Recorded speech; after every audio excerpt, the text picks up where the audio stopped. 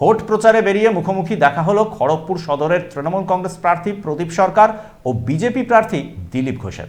দুজনেই বলেন রাজনীতি ও ব্যক্তিগত সম্পর্ক একেবারেই আলাদা।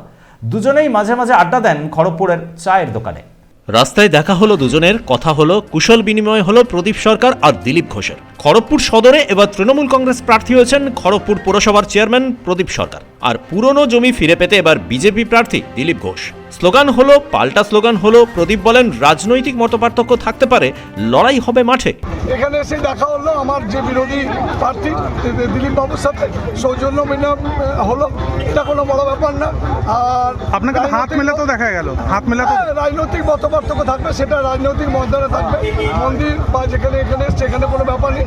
উনি এক দলের প্রার্থী, আমি এক দলের প্রার্থী, লড়াইটা মাঠে হবে, সেটা ব্যক্তিগত নয়, কিন্তু সৌজন্যতা থাকবে। সৌজন্য রাজনীতি খড়গপুরে দীর্ঘদিন দেখে আসছে, আজকে তার ব্যতিক্রম নয়, সে দেখা হলো। বিজেপি প্রার্থী দিলীপ ঘোষ বলেন 3 দিন আগেই দুজনের দেখা হয়েছে, কথা হয়েছে। ব্যক্তিগত সম্পর্ক আর রাজনীতি একেবারেই আলাদা। এর আগে বহুবার প্রদীপের সঙ্গে দেখা হয়েছে, একসঙ্গে বিয়ে বাড়িতে গেছি, একসঙ্গে গল্প করেছি।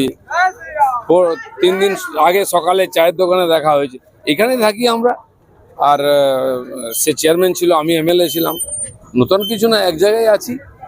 মানুষ ঠিক করবে কাকে তারা জেতাবে, তারপরে কি ব্যক্তিগত সম্পর্ক বন্ধুত্ব থাকবে না? হচ্ছে প্রদীপ বলল যে কালী মন্দিরে এসে শ্রীরামের স্লোগান দিচ্ছেন। আরে রাম তো সর্বত্র, শ্রীরাম শুনলে ভয় পায় ওরা। আমরা কি করব? আমরা জয় শ্রীরাম বলবো, মা কালীও বলবো। খড়গপুরের দুজনেই হেভি ওয়েট নেতা, প্রায় চায়ের দোকানে আড্ডা দেন দুজনেই। ব্যুরো রিপোর্ট, পূবের কলম ডিজিটাল।